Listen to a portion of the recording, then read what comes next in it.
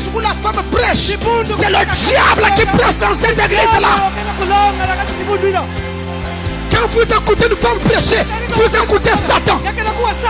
De la même façon, quand dans une église, un prédicateur, un homme, il prêche, mais il est divorcé, c'est le diable que vous écoutez. Seigneur notre Dieu,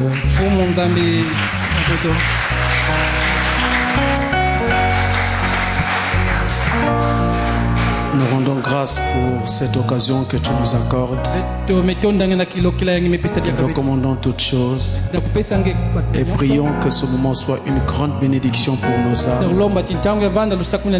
afin que quand cette réunion aura pris fin, nous puissions tous sentir que nous avons été rapprochés de toi, de nous pardonner nos péchés et de nous assister à présent au nom de Jésus-Christ. Amen. Amen.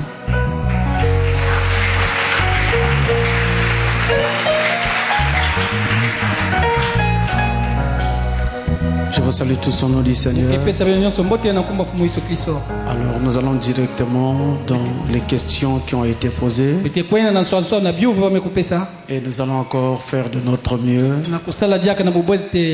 pour répondre à chacune des questions, en ne disant que ce que nous savons et ce que nous pouvons selon la parole pour le bien de chacun. Et nous lirons l'écriture au fur et à mesure que nous rentrons dans ces questions. Alors nous commençons par la première. Dans la prédication intitulée La mère, première partie, vous avez dit, lorsqu'un mari païen envoie sa femme chrétienne à acheter ou lui prendre de l'alcool dans la maison, celle-ci doit se ranger du côté de la parole en disant non, avec tout le respect. Alors pour un enfant chrétien, quel que soit l'âge, qui est sous tutelle de ses parents, que doit-il faire dans un tel cas?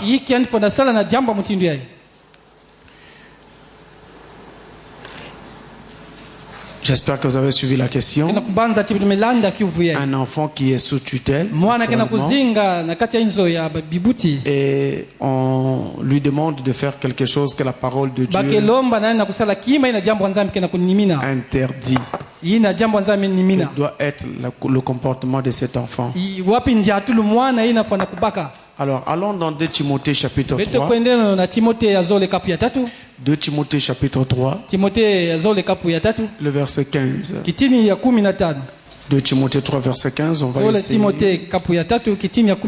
de lire d'abord quelque chose là-dessus. Il est dit, dès ton enfance, tu connais les saintes lettres qui peuvent te rendre sage à salut par la foi en Jésus-Christ.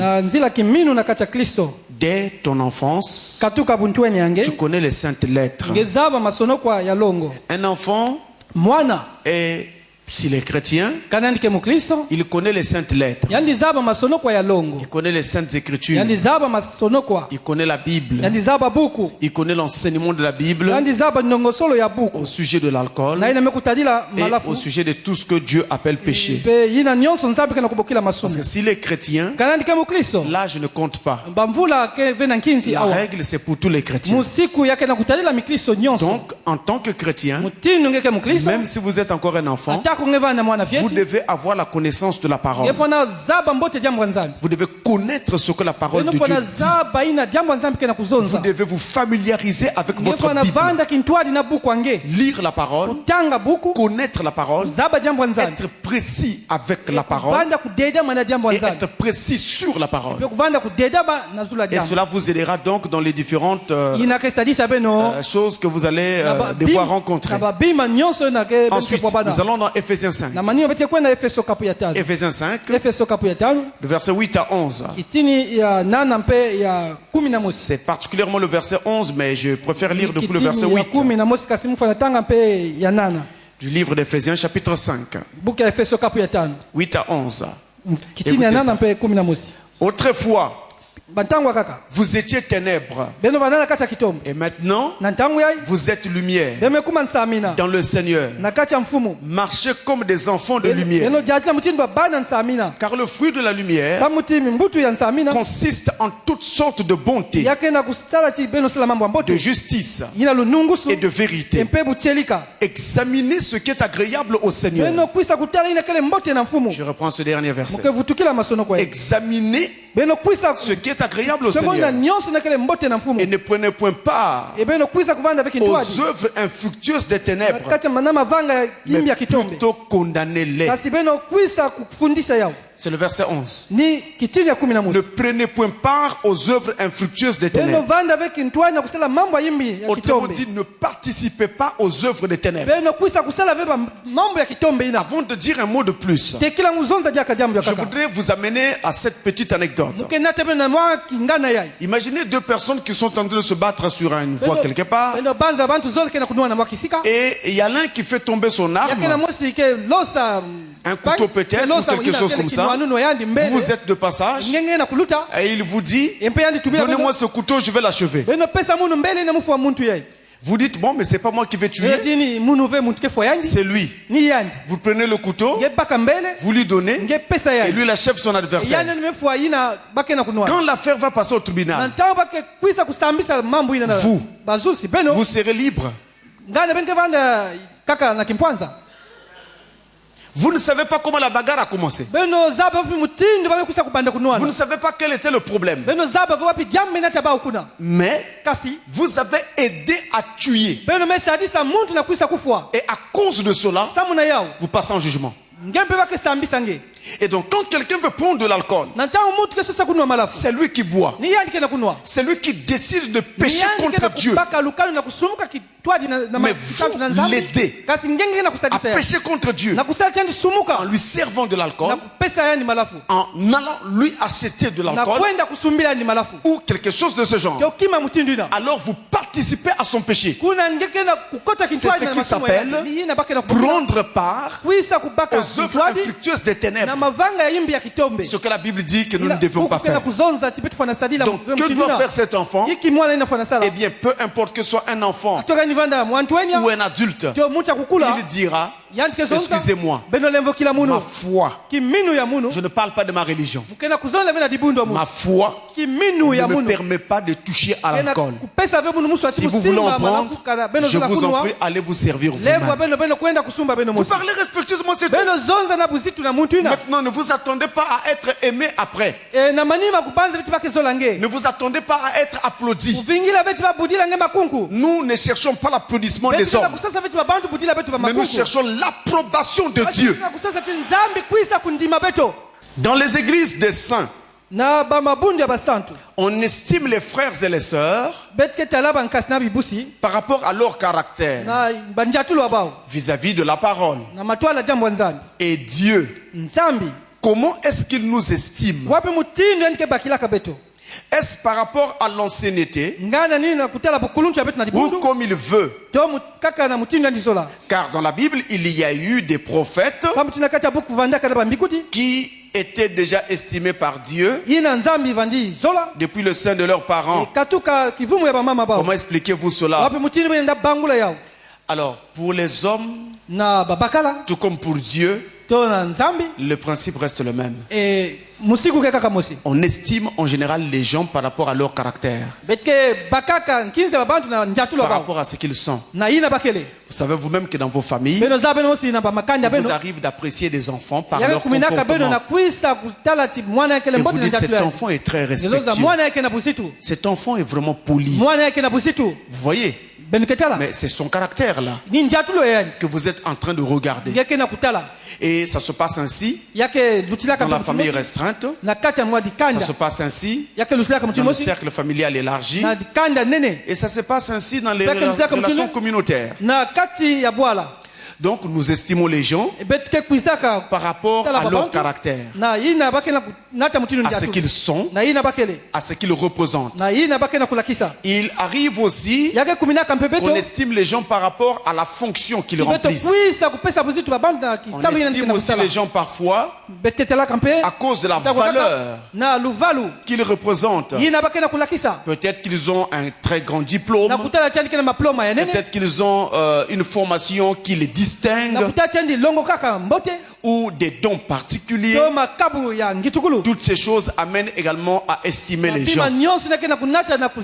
Eh bien, je vous dis que chez Dieu, c'est presque pareil. Pour commencer, c'est d'abord le caractère qui fait que Dieu vous estime. Maintenant, sauf que chez lui, vos diplômes, vos caractères, je veux dire, tout ce que vous avez comme avoir, chez Dieu, ça ne compte pas. Alors que chez les hommes, même les avoirs de quelqu'un, s'il a beaucoup d'argent par exemple, peut faire qu'il soit beaucoup estimé. Mais Dieu ne regarde pas ses avoirs. Dieu regarde au caractère de l'homme. Donc à ce qu'il représente par sa nature, son comportement, ses attitudes. C'est ainsi que Dieu estime les gens. Alors il se trouve que notre Dieu est omniscient et qu'il avait la capacité de voir d'avance des choses qui devaient arriver, et ce faisant il a pu prédestiner. Donc la capacité que Dieu a de voir d'avance les choses et de connaître ainsi toutes choses lui a donc donné la possibilité de savoir la nature des gens avant même que les gens ne soient manifestés sur la terre. C'est ainsi donc qu'il y en a qui ont été estimés avant même qu'ils ne soient manifestés, comme c'est le cas de certains prophètes. Maintenant, lorsqu'il arrive que Dieu estime quelqu'un par rapport à la mission qu'il lui a donnée, un prophète par exemple, alors ça va dépendre naturellement du fait déjà que c'est son serviteur, Dieu l'estime, mais ça va aussi dépendre de la mission, de l'importance de cette mission. Vous voyez bien qu'une mission qui est à l'échelle mondiale ne peut pas être estimée de la même façon qu'une mission qui est à l'échelle locale. Et donc ça va dépendre de toutes ces choses là. Mais le caractère prend toujours les devants. Vous avez beau être un grand serviteur de Dieu, Dieu veut que vous puissiez lui montrer du respect, de la déférence, et que vous puissiez l'adorer en suivant ses ordonnances. Voilà un peu comment cela se passe. Une autre question. Quelle attitude avoir envers les parents lorsque ces derniers vivent dans le paganisme, l'ivrognerie, l'impudicité, le mensonge, l'immoralité, etc. Eh bien, quelle est l'attitude qu'on doit avoir vis-à-vis de ses parents quand on a affaire à des parents pécheurs, et on va presque dire pécheurs à l'extrême, comme cela est mentionné ici dans la question? Eh bien, il y a 3 choses à faire vis-à-vis de ses parents. Première chose, aimez-les. Deuxième chose, supportez-les. Troisième chose, priez pour eux. Amen. Vous ne pouvez plus changer de parents. Les parents, ça ne se choisit pas à la naissance. Une fois que vous êtes né, vous êtes déjà né. Donc on ne peut plus changer. Alors que vos parents soient bons ou pas bons du tout, qu'ils aient bonne ou mauvaise presse, eh bien vous êtes obligés de les aimer et de les supporter et de prier pour eux afin que Dieu puisse les convertir. Il arrive des moments où je pêche devant la face de Dieu. Et je me mets en colère contre moi-même. D'où vient cette colère contre moi-même? Alors, allons dans Romains 6, verset 21. Romains 6, verset 21. Nous pouvons commencer depuis le verset 20, hein, mais c'est pas grave. C'est le verset 21 qui compte pour moi. Alors si je commençais depuis le verset 20, on va avoir... Car lorsque vous étiez esclaves du péché, vous étiez libres à l'égard de la justice. Quel fruit portiez-vous alors? Des fruits dont vous rougissez aujourd'hui. Car la fin de ces choses, c'est la mort. Ce passage est simple, mais très profond. Hier, encore païen et pécheur, je n'étais pas esclave de la justice. J'étais libre à l'égard de la justice. C'est-à-dire, je n'étais pas obligé d'agir droitement. Je faisais ce qui me plaisait. J'agissais comme je voulais. Et je n'avais de compte à rendre à personne. Maintenant, devenu chrétien, chaque fois que je commets une moindre faute, j'ai une condamnation dans mon cœur. Déjà, si vous sentez une condamnation dans votre cœur, après avoir commis un péché, c'est une bonne preuve que vous marchez très bien avec Dieu. Et donc, le salut en nous, maintenant, nous fait rugir contre ces choses que hier nous affectionnions. C'est pourquoi donc nous nous mettons en colère quand nous nous rendons compte que nous n'avons pas agi correctement. De l'autre côté, j'ai dit d'abord que c'est le salut qui produit cette colère. Le Saint-Esprit dans notre vie nous met donc en colère contre nous-mêmes quand nous avons péché. Ça c'est la première chose. Mais il y a une seconde chose. C'est qu'il est possible que vous puissiez vous mettre en colère parce que vous étiez en train de faire des efforts. Alors je dis bien efforts, donc par vous-même, pour essayer de rester droit et sur la ligne. Et en voyant que ça ne marche pas, vous vous fâchez contre vous-même.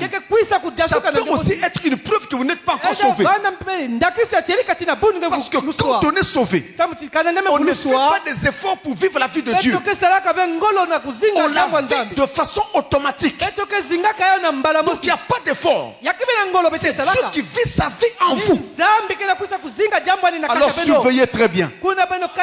Et regardez très bien. Shalom, pasteur.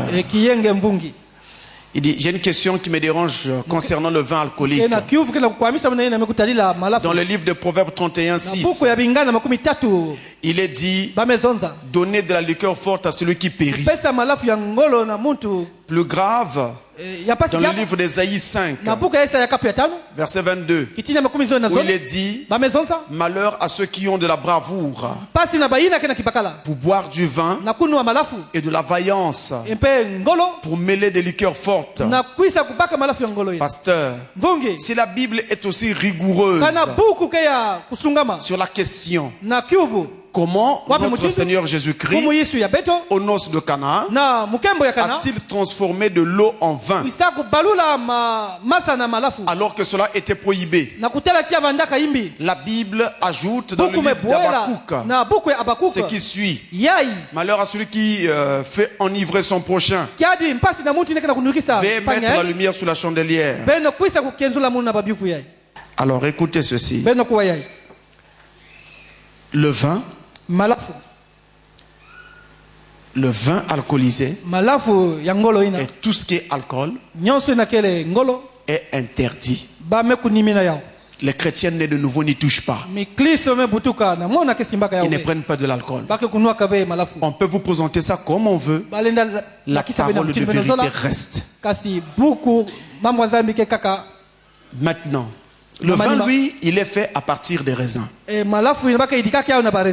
Et si vous allez dans un supermarché maintenant,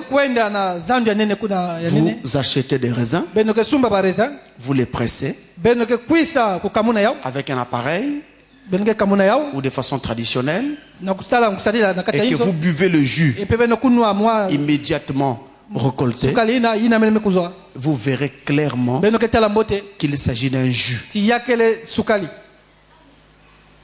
Est-ce que nous sommes d'accord? Si vous voulez, vous pouvez faire le test dès ce soir ou dès demain. C'est fraîchement du jus. Donc quand le vin vient d'être tiré, c'est du jus. Lorsque nous fabriquons le vin de la Sainte Seine, parce que ce vin, on ne l'achète pas dans les supermarchés, ça se fabrique. C'est une exigence du message. On ne donne pas aux gens les vins du commerce. On doit donner aux gens le vin que les chrétiens ont fabriqué eux-mêmes. Donc nous achetons des raisins par kilo. Et nous suivons la procédure de fabrication telle que ça se fabrique au Branham Tabernacle. Alors ceux qui ont déjà fait ça avec moi, parce qu'au départ je le faisais moi-même, maintenant ces dernières années ce n'est plus moi qui le fais. Il y a d'autres frères que j'avais donc initiés et qui donc ont pris la relève et qui font cela. Alors ceux qui ont donc déjà fait ça avec moi savent très bien ce vin là, quand il vient d'être fait là, le premier jour là, c'est un jus. Vous le prenez, il est très sucré, très bon. Vraiment, c'est un jus. Ceux qui ont déjà fait ça avec moi savent. Et maintenant, au fur et à mesure que les jours vont s'écouler, nous prenons une histoire d'environ une dizaine de jours. Alors le vin se fermente. Et c'est cette fermentation qui transforme le sucre contenu dans le vin en alcool. Et ça, c'est un processus chimique que vos enfants ont étudié en classe de première. En classe de première. Ils étudient le processus de la transformation du sucre en vin. Et donc cela se fait de cette façon-là. Le vin qui au départ était un simple jus devient finalement de l'alcool au fur et à mesure qu'il va donc être conservé. Alors que le jus, même le jus ordinaire que vous achetez dans le commerce, peu importe de quel genre de jus il s'agit, quel que soit le modèle que vous achetez dans le commerce, dès que vous ouvrez la bouteille, si vous le prenez à l'instant, c'est un jus. Il est parfaitement sucré. Mais conservez ce jus-là avec le bouchon ouvert. Donc le bouchon est ôté. Conservez-le quelque part pendant quelques jours. Prenez seulement 3 jours, vous verrez. Le vin devient de plus, le jus devient de plus en plus aigre. Le sucre qui était là-dedans se transforme en alcool. Et plus tard, 6 jours à peu près, le même jus est devenu de l'alcool et il peut très bien vous saouler. Peu importe le modèle. Donc soyons équilibrés. Le vin que Jésus avait transformé aux noces de Cana, c'était du vin nouveau. Et quand vous entendez vin nouveau, c'est du vin qui vient d'être fraîchement fait. Donc fraîchement tiré. C'est un jus. Et notre question? Ah, là on a simplement écrit une question pour le pasteur. Travailler dans une morgue.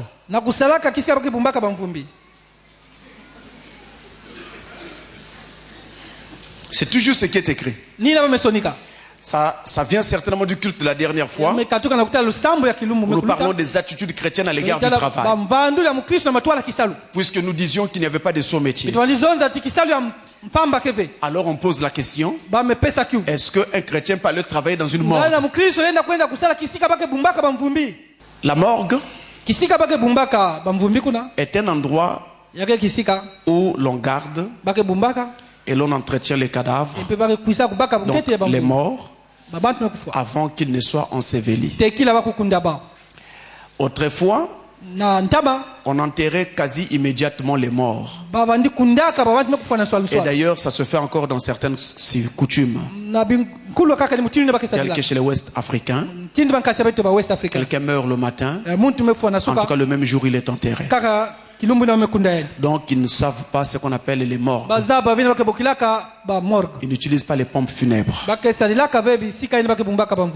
Et dans certaines civilisations comme chez nous, on utilise ce qu'on appelle les pompes funèbres ou les morts. Mais ce n'est qu'un endroit où l'on conserve donc ces morts au froid pour éviter la putréfaction, le temps que la famille mène deuil sur le défunt et qu'on aille ensuite l'enterrer. Si on le garde pendant 7 jours à l'air libre, il va commencer à pourrir devant vous. Voilà pourquoi on le met dans ce bâtiment-là où il y a donc des tiroirs réfrigérés pour la conservation. Donc cela est tout à fait ordinaire et simple. Et pas comme les gens le prétendent et le présentent tout le temps. Lorsque Jean-Baptiste est mort, dans Matthieu 14, le verset 12, ce sont ses disciples qui ont pris son corps, qui l'ont préparé et qui sont allés l'enterrer. Jean le Baptiste. Ses disciples ont préparé son corps et sont allés l'enterrer. À l'époque de l'apôtre Pierre, il y a eu l'histoire d'Ananias et Saphira qui péchèrent contre le Saint-Esprit et furent frappés de mort sur le champ. Alors des jeunes gens, dit la Bible, prirent leur corps et allèrent les enterrer. Des jeunes gens. Des jeunes gens qui étaient à la prière ce jour-là. Des jeunes gens qui étaient assis autour de l'apôtre Pierre. Entendez, des jeunes frères. C'était des frères en Christ qui ont pris le corps d'Ananias, le corps de Saphira et sont allés l'enterrer. Quand Étienne, l'histoire d'Ananias et Saphira, c'est dans Actes des Apôtres chapitre 5. Et vous verrez du verset 6 au verset 10 que ce sont donc des jeunes frères, des jeunes gens qui sont allés les enterrer. Dans Acte 8 verset 2, nous avons l'histoire d'Étienne qui avait été tué. Il mourut par lapidation. Et la Bible dit qu'il fut enseveli par des hommes pieux. Acte 8 verset 2. Donc des chrétiens prirent son corps et l'ensevelirent. Alors je peux parler aussi de Jésus dont le corps fut pris, entretenu, préparé et enterré. C'est d'ailleurs Joseph d'Arimathie qui le fit. Il le mit dans un tombeau neuf qu'il avait acheté. Voyez-vous, c'est un ensevelissement. Mais avant d'enterrer, on prépare le mort. Ensuite, on l'enterre. C'est exactement ce qui se fait dans les morgues. Il y a donc des gens qui sont là, qui préparent le mort en vue de son enterrement. Mais avant cela, il est conservé dans le froid pour éviter que son corps ne voie la corruption avant l'enterrement. Et le jour de l'enterrement, le corps qu'on vous présente là, il est complètement glacé. Le jour de l'enterrement. Donc c'est comme une glace qui est là couchée devant vous. Et on fait ça pour éviter qu'il y ait des odeurs qui s'échappent. Et il arrive même que certains corps ne soient pas correctement réfrigérés. Le jour de l'enterrement, on voit des mouches qui viennent autour et tout le reste. Et il y a déjà des odeurs qui s'échappent. Le principe c'est lequel? Le principe c'est d'éviter que le mort, qui est un parent à vous, ne puisse voir la corruption devant les gens. C'est pourquoi donc on doit préparer le corps afin qu'il ne pourrisse pas là devant les gens. Ce n'est pas une bonne chose pour la mémoire de celui qui nous quitte. Et c'est aussi pour cela, quand Abraham est en train d'acheter la caverne de Macpéla pour enterrer sa femme Sarah, il utilise l'expression: vendez-moi cette portion de terre pour que j'enlève mon mort de devant mes yeux. Donc le principe est de ne pas laisser pourrir quelqu'un comme ça à l'air libre. On doit l'enterrer. Or, avant de l'enterrer, il faut préparer le corps. Et je viens de vous montrer par ces différents passages que des chrétiens, des hommes pieux ont eu l'occasion de préparer des morts avant leur enterrement. Et donc vous pouvez aussi préparer un mort. D'ailleurs, tenez, dans notre Afrique, il y a encore dans les villages des localités où il n'y a pas de morgue. Et quand les gens meurent, on fait quoi?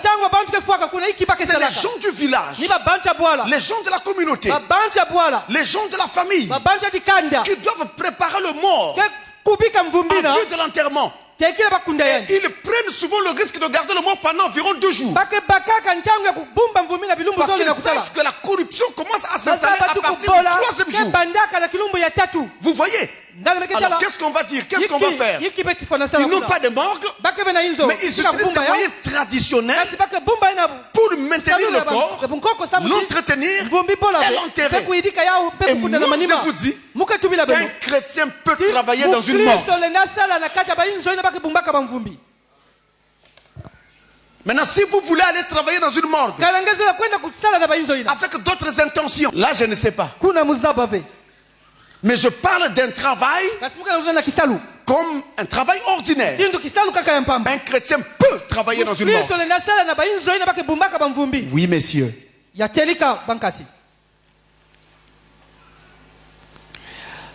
Alors, d'autres questions ici. J'ai 2 questions sur ce papier. Mais je vois que les 2 questions sont reliées. La première dit ceci. Ne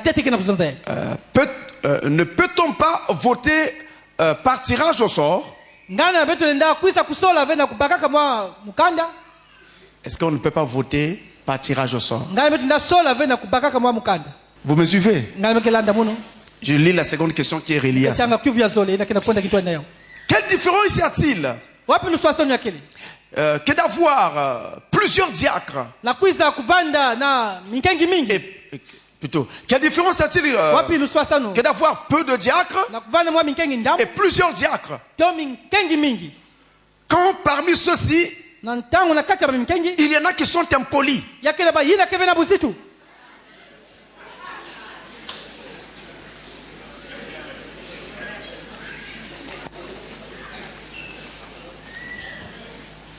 C'est pourquoi on a posé la question, est-ce qu'on ne peut pas voter par tirage au sort?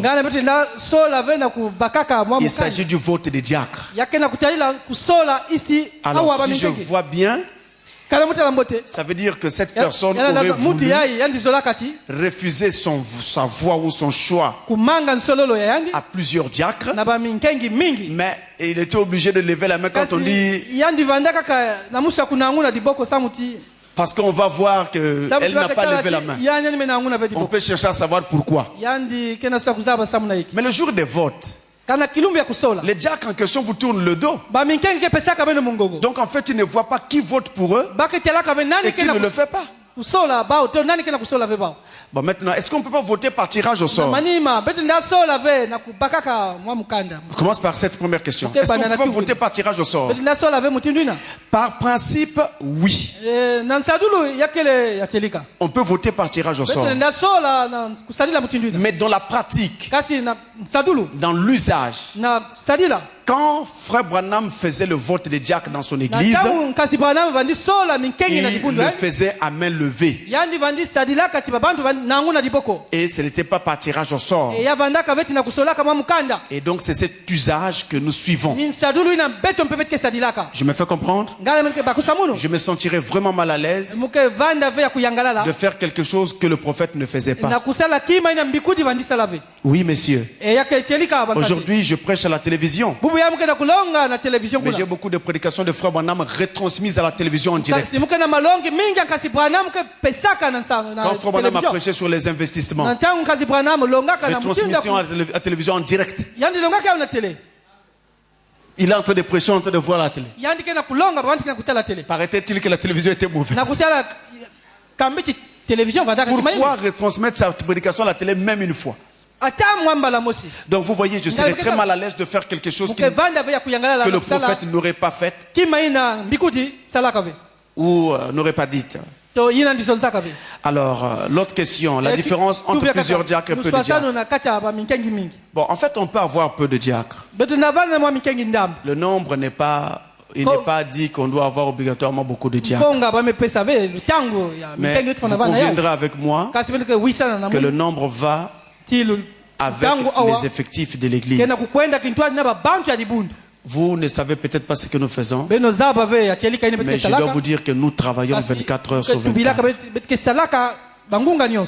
Peut-être que ce n'est pas encore arrivé chez vous, mais ceux qui ont déjà eu l'occasion de nous voir travailler même la nuit, ils le savent. Au soleil couchant tabernacle, les gens sont au travail. Quand vous appelez, ils répondent. S'ils ne peuvent pas agir aussitôt, ils trouvent immédiatement un rendez-vous avec vous. Mais quand c'est une urgence et que l'affaire doit être traitée au plus tôt, quelqu'un est par exemple en train de mourir, chez nous, l'heure ne compte pas. Et mes diacres savent, il se passe le code entre eux et automatiquement ils se retrouvent sur les lieux pour faire le travail. Alors à force de travailler comme ça, on finit par sentir de l'épuisement. Et pour cela, on a donc besoin, on va dire, d'une main d'œuvre assez considérable pour que justement nous ne ressentions pas trop le poids du travail. Parce que le travail est porté par plusieurs personnes. C'est un peu ce qui se passe. Bon, maintenant, regardez, je voudrais vous montrer très rapidement. Si vous avez une église de 30 diacres et que vous avez une église de 30 diacres et que vous avez 3000 personnes dans cette église, n'est-ce pas? Ça signifie quoi? Eh bien, si vous avez 30 diacres et que vous êtes 3000 adeptes, cela veut dire arithmétiquement que chaque diacre a sous sa juridiction 100 brebis à contrôler.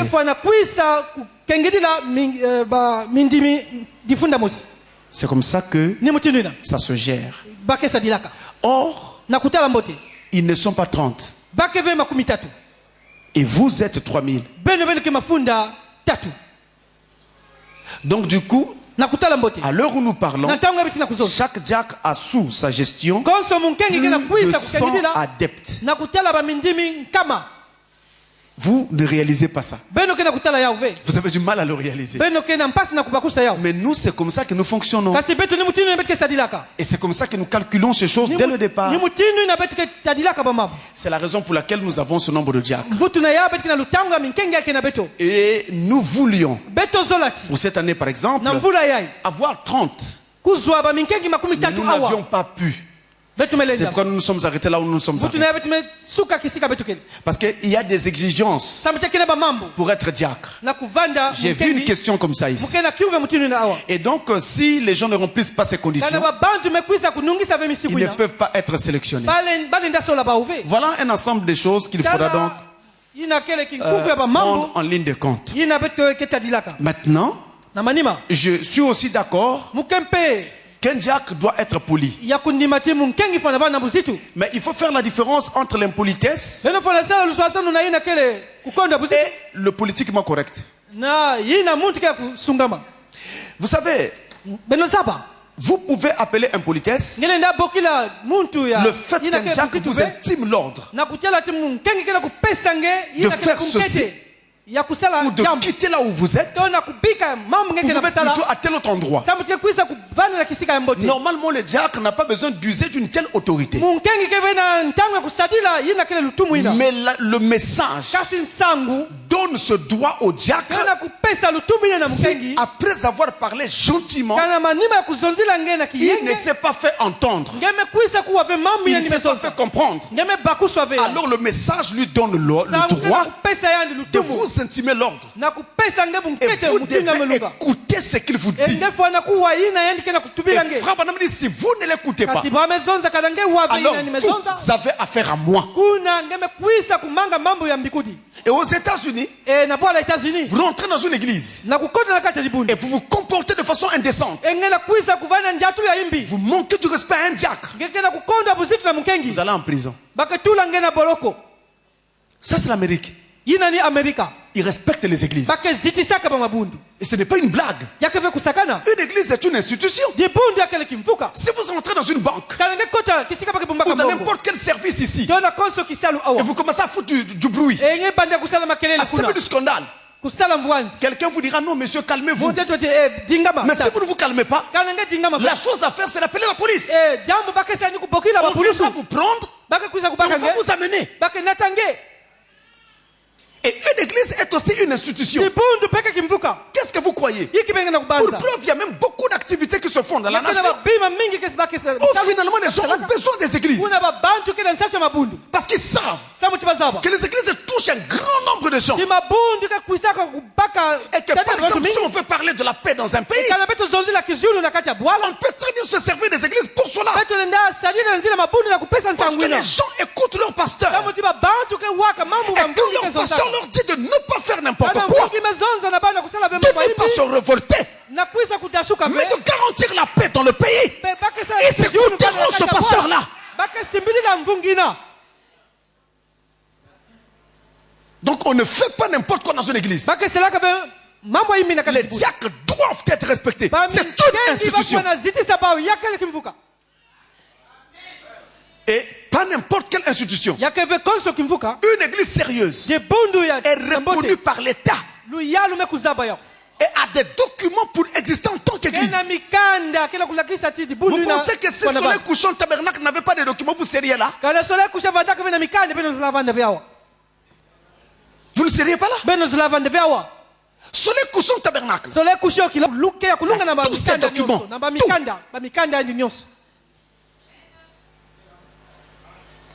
Donc, on respecte la loi. Et la loi sait que là, elle a affaire à une église institutionnelle où les choses sont établies dans l'ordre. Voilà comment ça se passe. Et nous essayons d'agir avec responsabilité. Donc le diacre a ce droit-là. Mais par contre, le diacre n'a pas le droit d'insulter une brebis. Non, il ne peut pas faire ça. Il n'a pas le droit non plus de prendre ce qu'une brebis lui a confié et d'aller le dire à sa femme. Tu sais, le frère Bantel, on pensait que c'est un bon frère, mais vraiment, je viens de découvrir aujourd'hui un diacre comme ça. Dès que j'ai le retour, que voilà, il avait fait ceci, cela, de ce genre, il est immédiatement ôté du comité. Je suis très sévère, mes amis. Immédiatement. Si j'apprends que les affaires confidentielles de l'église, lui, il se charge de prendre et d'aller répandre partout. Donc ses amis, ce sont les adeptes. ce sont les adeptes. On traite une affaire en comité de direction de l'église. Lui, il prend, il va expliquer à son ami qui est adepte dans l'église mais qui n'a pas de fonction dans l'église. Ce diacre-là doit quitter le comité. Je suis très sérieux. Parce que ça ne se doit pas. C'est comme ça que vous avez des églises aujourd'hui qui sont des cours de récréation. Où c'est n'importe quoi. Même les choses qui se passent dans la maison du pasteur, tout le monde est au courant. C'est quelle église ça? Ça c'est une cour de récréation. C'est pas une église mes amis. C'est un marché. Donc le diacre a cette responsabilité-là. Mais n'oubliez pas, il est la police de l'église. Donc par exemple là, si quelqu'un venait et cherchait à faire du mal au pasteur, la parole de Dieu lui donne le droit de bondir sur ce type-là.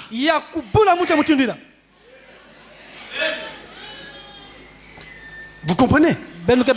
La parole de Dieu nous donne le droit. Voilà donc en fait comment ça fonctionne. Mais il faut aussi dire qu'au-delà de tout, nous comptons sur le Saint-Esprit pour nous aider. Alors j'ai une autre question qui va dans le même sens si je peux gagner un peu de temps. Quels sont les critères pour établir un diacre dans l'église? Eh bien, justement, pour avoir un diacre, il doit être 1. Né de nouveau.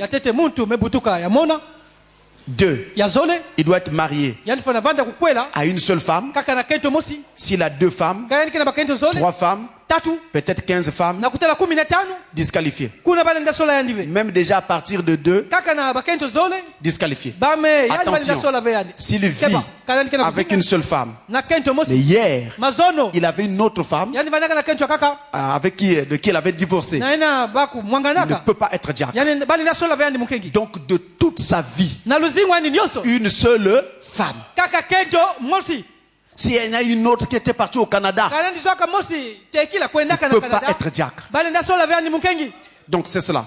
Il doit être quelqu'un qui a la capacité d'exhorter aussi les autres. C'est-à-dire qu'il comprend bien la doctrine et qu'il peut alors la transmettre à d'autres. Parce qu'en cas d'absence du pasteur, le diacre peut se tenir du haut de la chair et exhorter les gens. Il ne prêchera pas, mais il exhortera. Mais il doit connaître la doctrine pour cela. Il doit être quelqu'un qui croit et soutient la doctrine enseignée par son pasteur. Et au-delà de cela, il doit aimer et soutenir ce pasteur-là. Si vous sentez que vous n'aimez plus Pasteur Francis, quittez le diaconat. Parce que dans votre cœur, vous pouvez avoir de la préférence pour quelqu'un d'autre.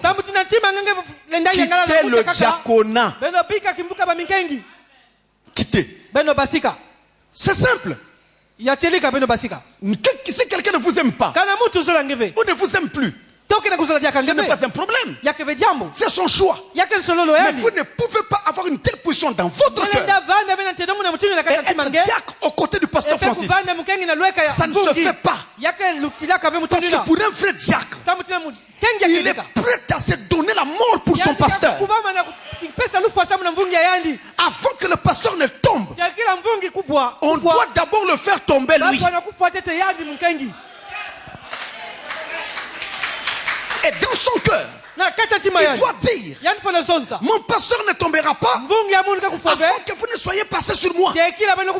Si vous me mettez à terre, là vous l'aurez. Mais tant que je suis debout, je n'accepterai pas cela. Voilà un vrai diacre. Mais pas des gens.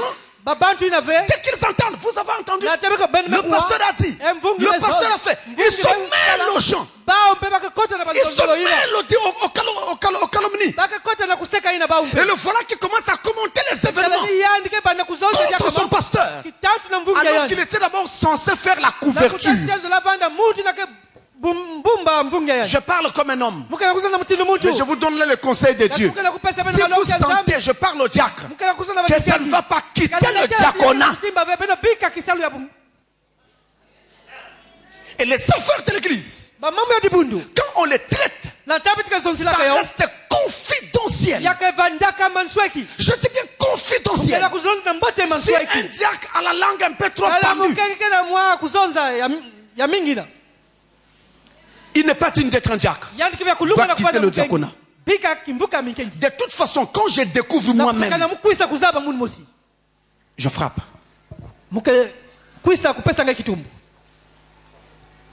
Frère, c'est très difficile de me comprendre. Je suis très bizarre. Ceux qui disent qu'ils ne me comprennent pas ont vraiment raison. Je ne prêche pas seulement. Je surveille aussi tout. Vous ne vous amusez pas. Je peux rire, mais je suis en train de travailler en riant. Vous ne savez pas. Quelle attitude peut avoir un chrétien vis-à-vis de son frère ou de sa sœur quand on est en train de le battre en chemin? Première attitude à avoir: séparer la bagarre. Le chrétien est pacifique. Vous vous interposez et vous séparez. Si le belligérant ne comprend toujours pas, en ce moment-là, vous aussi vous rentrez.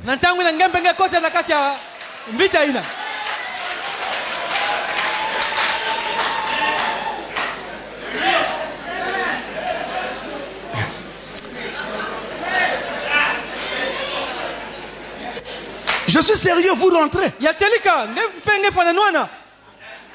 Je répète, je suis sérieux. Vous rentrez. Si vous ne rentrez pas, on tue votre frère. Après, vous arrivez à la maison. Maman, on a tué un tel. Ah bon? Qu'est-ce qui s'est passé? Je suis venu les trouver, ils se battaient. J'ai interdit, ils n'ont pas écouté. Après, je les ai laissés. La maman va acclamer.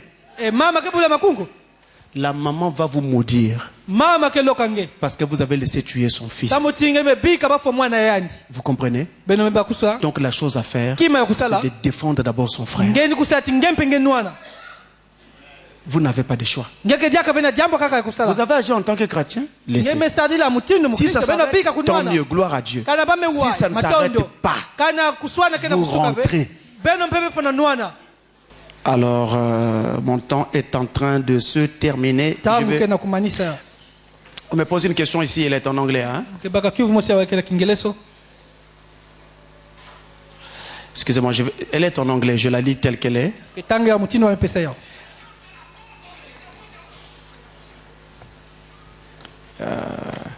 Shalom, Pastor Francis.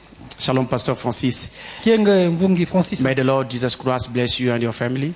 Que le Seigneur Jésus-Christ vous bénisse vous et votre famille. I just want to know who is the odd person or somebody that the prophet is talking about on this paragraph. Il dit, je veux juste savoir qui est la personne étrange ou quelqu'un dont le prophète est en train de parler dans ce paragraphe. Et on a donné le paragraphe. Alors on affiche la prédication Spirit of Truth, l'esprit de vérité, Spirit of Truth. Je peux avoir ça à l'écran. Parce que je peux me tromper avec mon anglais, comme ça ceux qui connaissent vont se rattraper. Je n'ai pas su ce langue-là, la mamelle, voyez-vous. Voilà, Spirit of Truth. Voilà, la brochure est là. Paragraphe 42-43, Frère Branham est en train de dire ceci. Spirit of Truth, l'esprit de vérité, c'est ça le titre. Exception of the other day, when I come westward. À l'exception de l'autre jour où je suis venu de l'Ouest. You've played the tape. Vous avez joué la bande. Many of you, beaucoup d'entre vous, I guess, and you understand, je suppose, et vous comprenez. I don't know what, je ne sais pas quoi. I'm wearing, j'attends. I'm here now, je suis à présent ici. I don't know why. Je ne sais pas pourquoi. I'm just waiting. J'attends simplement. It may be my going home time. Ça pourrait être mon temps de rentrer à la maison. It looks very much that way. Ça semble très bien être le cas. Non, ça semble très bien être le cas. Ça semble être ainsi, comme ça. If it is, there will rise somebody after me. Si c'est le cas, alors il y aura quelqu'un qui se levera après moi. That will take the message on. Qui se chargera du message. Il be an odd person. Il sera une personne étrange. But he'll rise after this. Mais il se levera après ceci. And take the message on. Et se chargera du message. And you listen to it. Et vous écoutez. As long as his scripture stay with it. Tant que c'est l'écriture, restez avec cela. Amen. Donc on demande qui est donc cette personne étrange dont parle Frère Branham, qui va devoir le remplacer lorsque lui devait quitter la scène. Alors c'est une question assez étrange en même temps. Parce que je sens que dans le message, ça revient souvent. Il y a toujours des petites choses comme ça où l'on dit que quelqu'un devait remplacer Frère Branham. Alors, moi, je préfère d'abord faire parler le message lui-même. Je prends la prédication se ranger du côté de Jésus. Paragraphe 112. Écoutez ça, se ranger du côté de Jésus, paragraphe 112. Il est dit... et frère Neville, frère Riddle, frère Craze et frère Biller, et vous tous, frère qui est ici, Juni, où que vous soyez, et vous les autres frères, que Dieu vous bénisse richement. Je vois Terry. Terry, c'est un frère. Lynn, Charlie Cox, David, beaucoup d'entre vous gens ici présents, que Dieu vous oigne. Oh là là, combien nous voudrions prendre quelques-uns d'entre vous pour qu'ils soient des évangélistes et vous établir quelque part. Voyez-vous, sachant que vous avez grandi, vous pouvez vous lever, vous familiariser avec le message et l'étudier pour vous affirmer vous-même. Si vous sentez un appel dans votre vie, je vois 2 ou 3 jeunes hommes, 4 ou 5 assis dans une autre rangée ici derrière. Et comme cela, vous êtes des jeunes gens. Je me fais vieux. Frère Neville se fait vieux.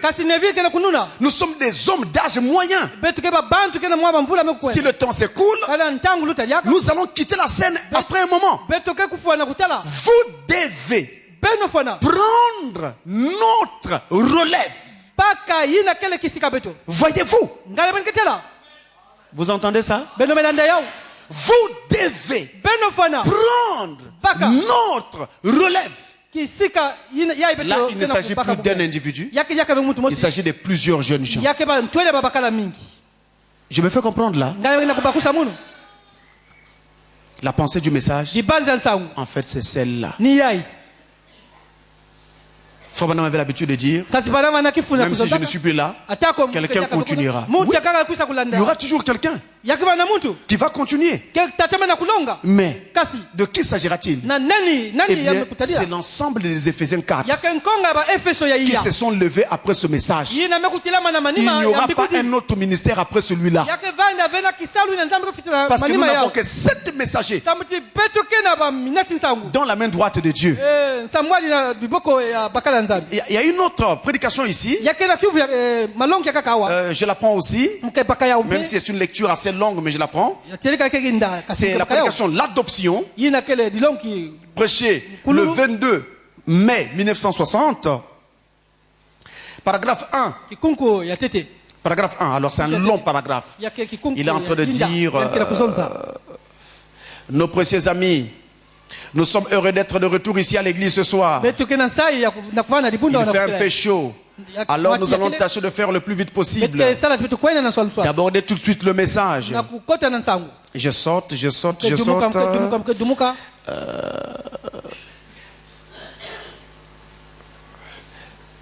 On saute, on passe à l'autre paragraphe, on saute. Parce qu'on va aller un peu vite. Et alors il continue. Écoutez ça. JT, c'est un frère. Il s'appelait. Ce sont ses prénoms qu'on a abrégés. Il dit, j'ai vraiment pris plaisir à cette bonne réunion que vous tous, que vous, toi et frère Willard, vous avez fait cette semaine. Si j'étais entré, au lieu de rester dehors, vous auriez dit, bon, frère Branham, là, vous savez, telle et telle chose. Mais vous voyez bien qu'il vaut mieux que je reste dehors et que je vous écoute, n'est-ce pas? Bien, alors c'est très bien. Écoutez ça. J'ai reçu des offres de quelques églises.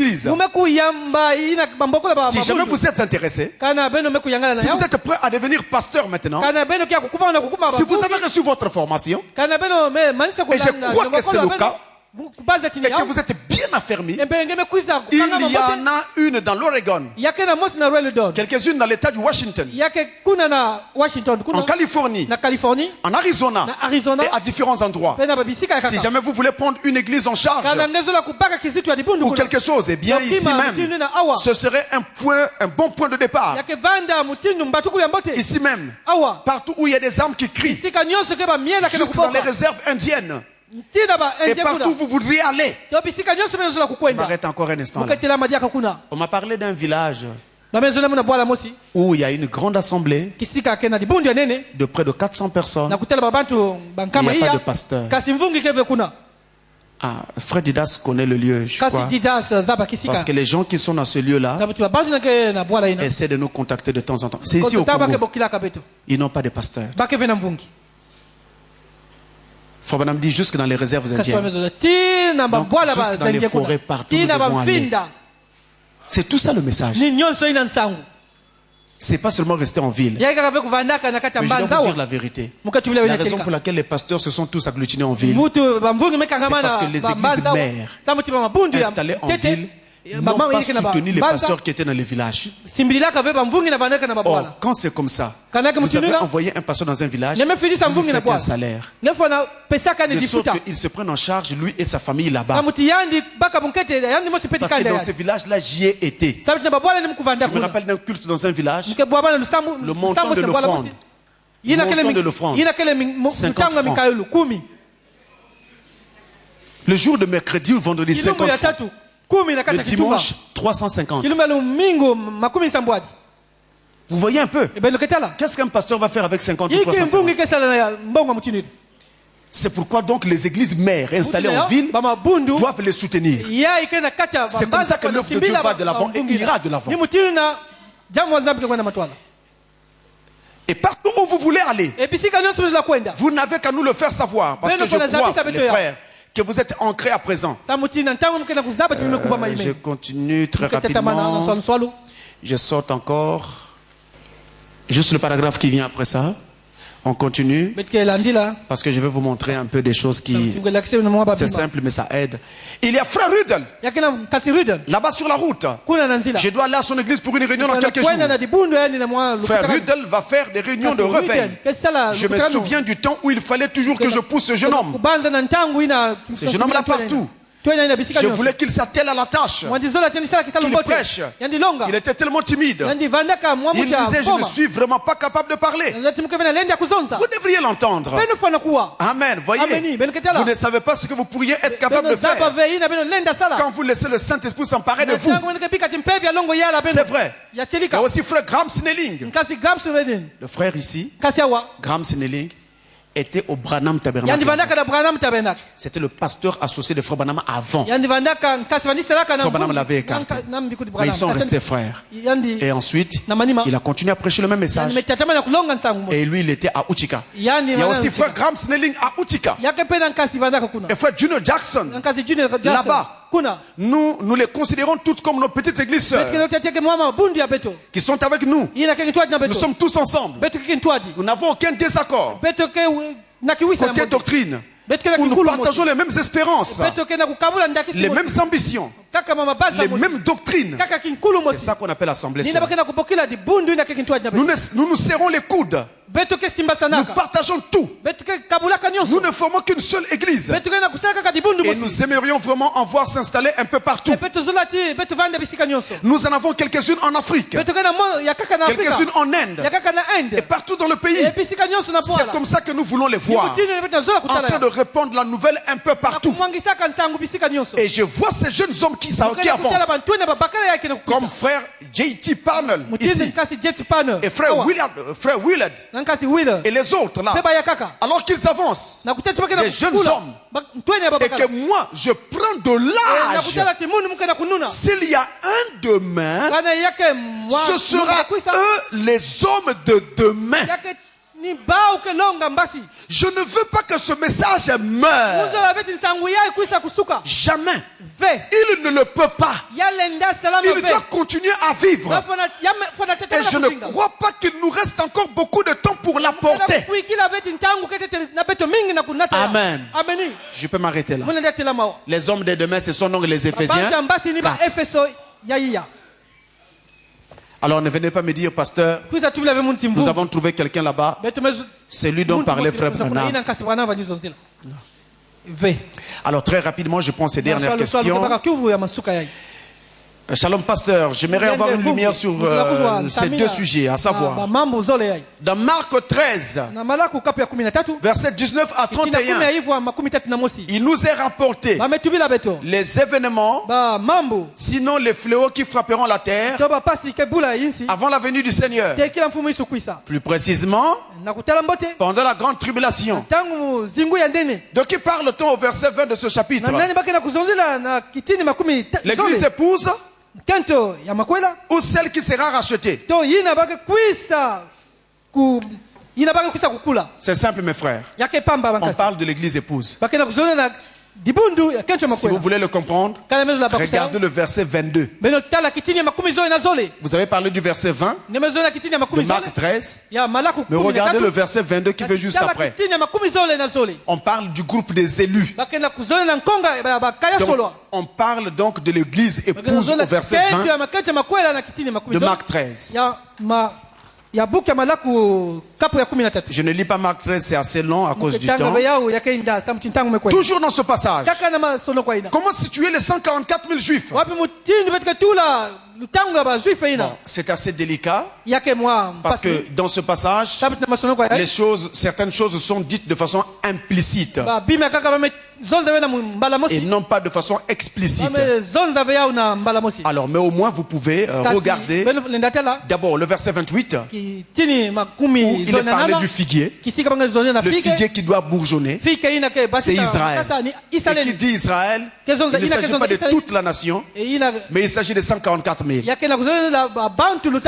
avez aussi le verset 24, toujours de Marc 13, où, en tout cas dans la traduction littérale, ou si vous voulez quasi littérale, il s'agit de la grande tribulation qui est en question et donc qui concerne en fait Israël, parce que l'église épouse n'est pas là pendant la grande tribulation.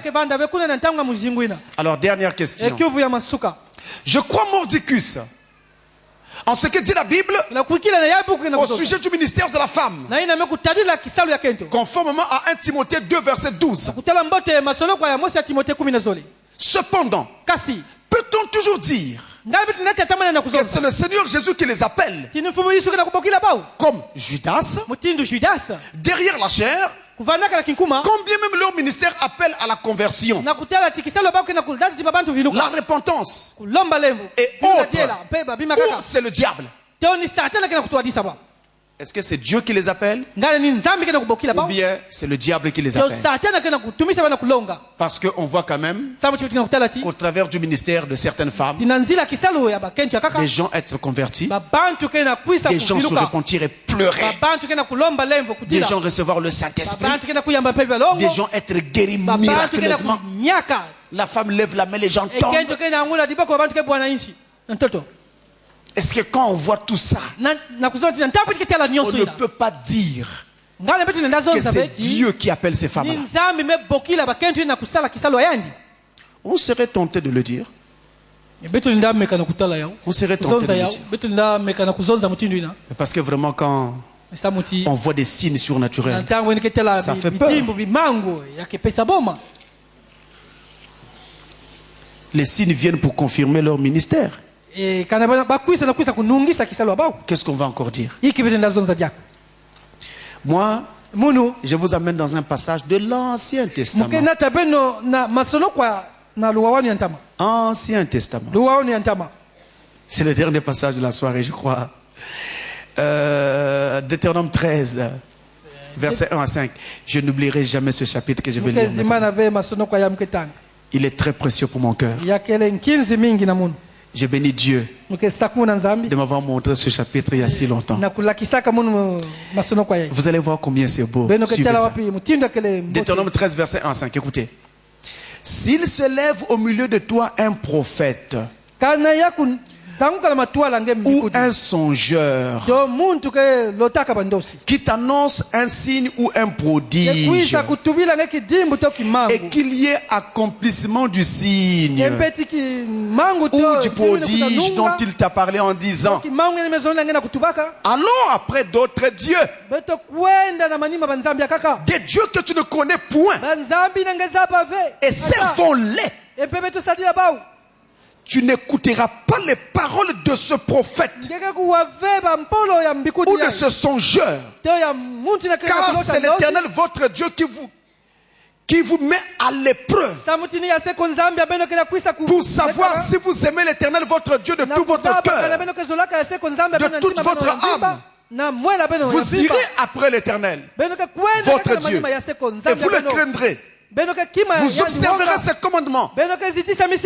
Vous obéirez à sa voix. Vous le servirez. Et vous vous attacherez à lui. Ce prophète ou ce songeur sera puni de mort, car il a parlé de révolte contre l'Éternel votre Dieu, qui vous a fait sortir du pays d'Égypte et vous a délivré de la main de servitude, et il voulut te détourner de la voie dans laquelle l'Éternel ton Dieu t'a ordonné de marcher. Tu ôteras ainsi le mal du milieu de toi. Alors, regardez, dans ce passage, on nous dit, un prophète vient vous voir, ou un songeur, il vous dit, nous devons aller consulter un autre Dieu. La preuve, voici le signe. Vous verrez que ce signe va s'accomplir. Et vous saurez que Dieu a parlé par ma bouche. Allons voir tel ou tel autre Dieu. Maintenant, le signe s'accomplit. Que ferez-vous? Vous allez dire, ah, il avait dit, le signe s'est accompli. Donc ça doit être Dieu. La Bible dit, ce n'est pas Dieu. C'est Dieu lui-même qui vous met à l'épreuve. Il permet que le signe s'accomplisse pour voir si vous allez toujours malgré ça garder la parole. Alors la foi d'un chrétien ne se repose pas sur les signes. La foi d'un chrétien se repose sur la parole. La parole de Dieu dit, 1 Timothée 2, verset 12, je ne permets pas à la femme d'enseigner, ni de prendre de l'autorité sur l'homme. Ça, c'est la parole de Dieu. Maintenant, c'est sur le terrain. On voit ces femmes faire des miracles. Des gens se convertir. Des gens être guéris. C'est l'Éternel, notre Dieu, qui nous met à l'épreuve pour voir si nous allons garder la parole ou si nous allons suivre les signes. Mais je sais que Lot va suivre les signes. Mais la semence épouse. La semence élue. Abraham ne suivra pas les signes. La semence élue suivra la parole. Jésus a dit, vous entendrez la vérité et la vérité vous affranchira. Notre foi ne se repose pas sur une église. Notre foi se repose sur la parole de Dieu. Si quelqu'un fait un rêve et que le rêve s'accomplisse, mais le rêve annonce des choses contraires à la parole, je continue à croire que ce n'est pas Dieu qui a parlé. Une femme est venue faire Frère Branham. Il dit Frère Branham, Dieu m'a appelé au ministère. Il dit ah bon? Comment ça? Il dit voici le signe qu'il m'a donné. Il m'a dit va à tel endroit. Tu vois telle parcelle? Achète-la. Dans cette parcelle, il y a du pétrole dans le sous-sol.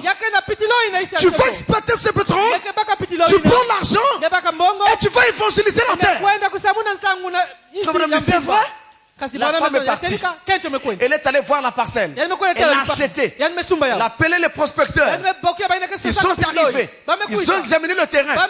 On a effectivement trouvé du pétrole dans le sol. C'était vrai. Le pétrole était là. Là où Dieu lui avait dit. William Branham dit oui. Ils ont trouvé du pétrole. C'est vrai. Mais je continue à croire que ce n'est pas Dieu qui a parlé à cette femme. Pourquoi? Mais parce que la parole de Dieu dit, je ne permets pas à la femme d'enseigner. Comment Dieu peut dire une chose dans la Bible et ensuite tourner et venir dire le contraire dans un rêve ou dans une vision? Là, il combat contre sa propre parole. Voilà la position qu'il faut avoir. Votre foi doit se reposer sur la parole de Dieu et sur rien d'autre que la parole de Dieu. Est-ce que cela est clair pour tout le monde? Nous ne croyons pas dans le ministère de la femme. Elle doit quitter la chair et aller à la cuisine.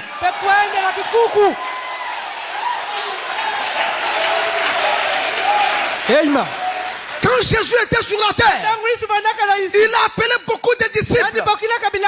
Et donc, parmi ceux qu'il appelait, il appelait des hommes qui étaient bons. Comme par exemple l'apôtre Jean. Il a aussi appelé des gens qui étaient que des voleurs. Comme par exemple Matthieu. Matthieu était voleur. Il était publicain.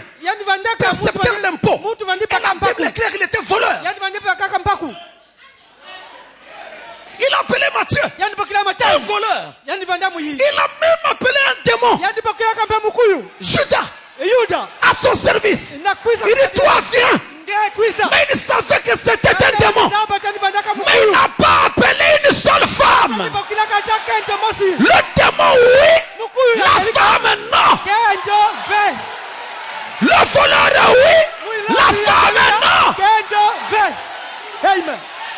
Je voudrais que les gens le sachent une fois pour toutes. La femme ne doit pas prêcher.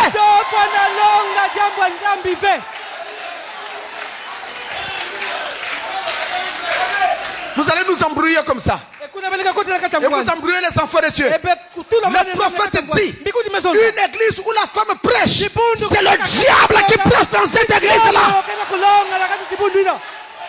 Quand vous écoutez une femme prêcher, vous écoutez Satan. De la même façon, quand dans une église, un prédicateur, un homme, il prêche, mais il est divorcé, c'est le diable que vous écoutez. Même s'il était divorcé hier, et qu'aujourd'hui il vit avec une seule femme, donc l'autre femme là est encore vivante, le mariage là compte encore devant Dieu. Vous êtes en train d'écouter le diable. Ne perdez pas de temps parce que Jésus revient bientôt. Je ne suis pas contre vous, mes amis. Je ne suis pas contre vos églises. Mais je veux que Satan libère vos âmes.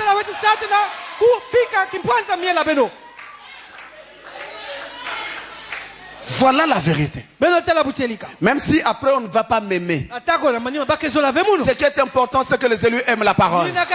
Que Dieu vous bénisse richement.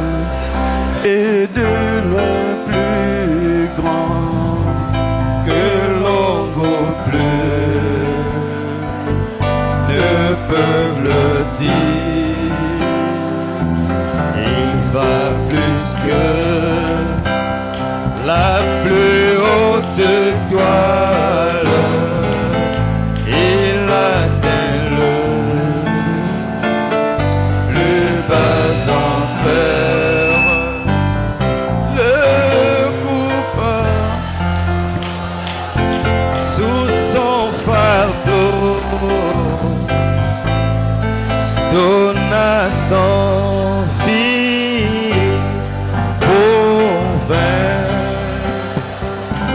il réconcilia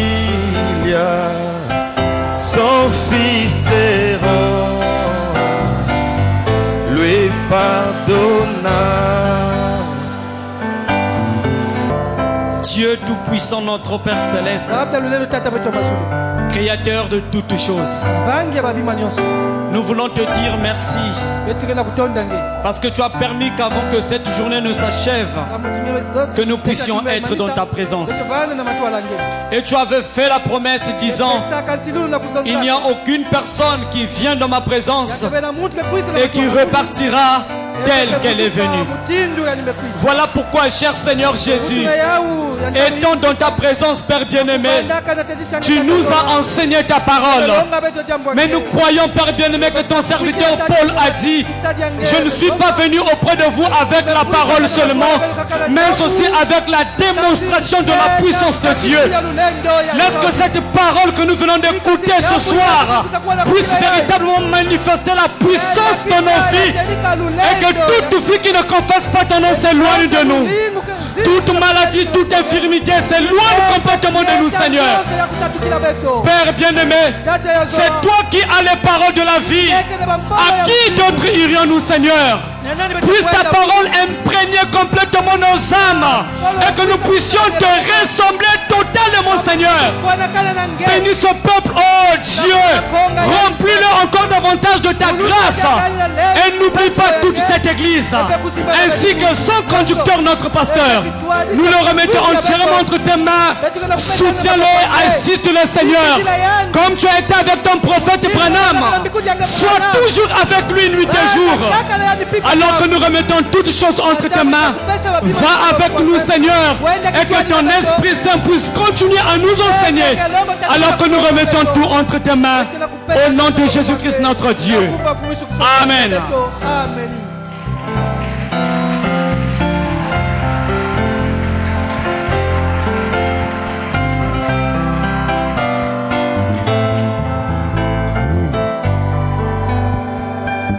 Que le Seigneur vous bénisse richement. Nous allons rentrer.